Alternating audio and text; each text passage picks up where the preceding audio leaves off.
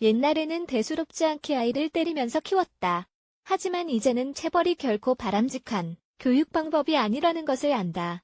체벌로 인해 아이들은 상처받을 수 있다. 그럼에도 불구하고 여전히 체벌이 아이 교육에 효과적이라도 믿는 부모들이 있다.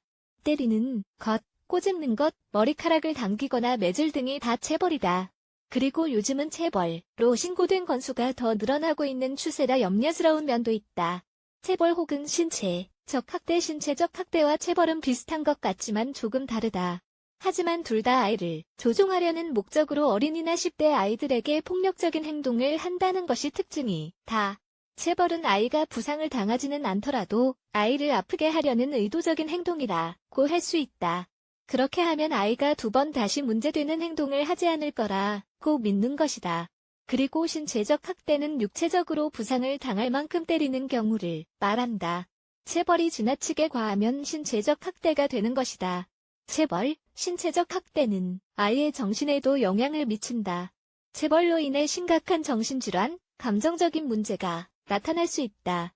체벌로 인해 나타날 수 있는 결과 더 이상 체벌을 하지 말자는 캠페인에도 불구하고 아이를 처벌하는 것이 아직도 사회적으로 수용되는 분위기다.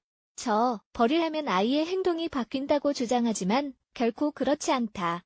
어떤 규칙이나 행동 규범을 가르치는 데 효과적인 방법이 아니라는 뜻이다.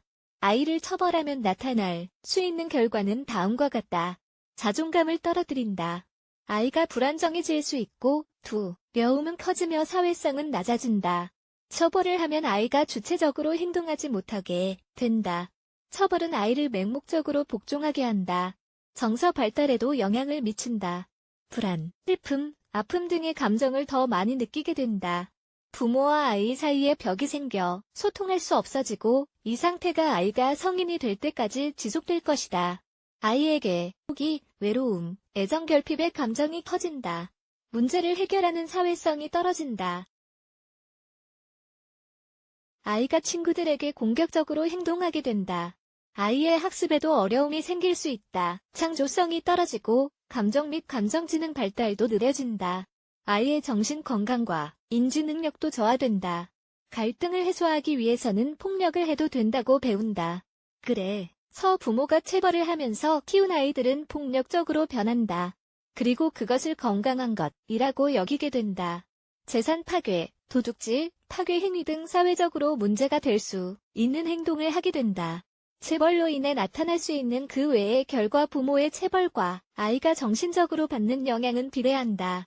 맞으며 자란 아이는 스스로 가해자가 되는 가능성이 높다는 연구 결과가 있다. 타인을 직접적으로 해친다는 뜻이 아니다. 맞고 자란 아이들은 폭력 외에는 갈등을 해결하는 방법을 모른다. 폭력이 갈등을 해결하는 유일한 방법인 줄 아는 것이다. 뿐만 아니라 맞고 자란 아이들은 약물, 술 등을 남용하는 확률이 높다는 연구 결과도 있다. 성격, 수면의 질, 기분도 영향을 받는다. 코르티솔, 스트레스 호르몬이 증가하면서 신경생물학적 불균형이 야기되는 것이다. 결론 체벌은 아이의 감정적, 정신적 발달을 방해한다고 할 수 있겠다. 따라서 체벌보다는 다른 방법으로 아이를 가르치는 것이 좋다. 아이가 잘한 것을 칭찬하거나 부정적인 행동은 그냥 무시하는 등의 방법이 있다. 폭력과 두려움이 아닌 사랑과 인내로 아이를 기르자.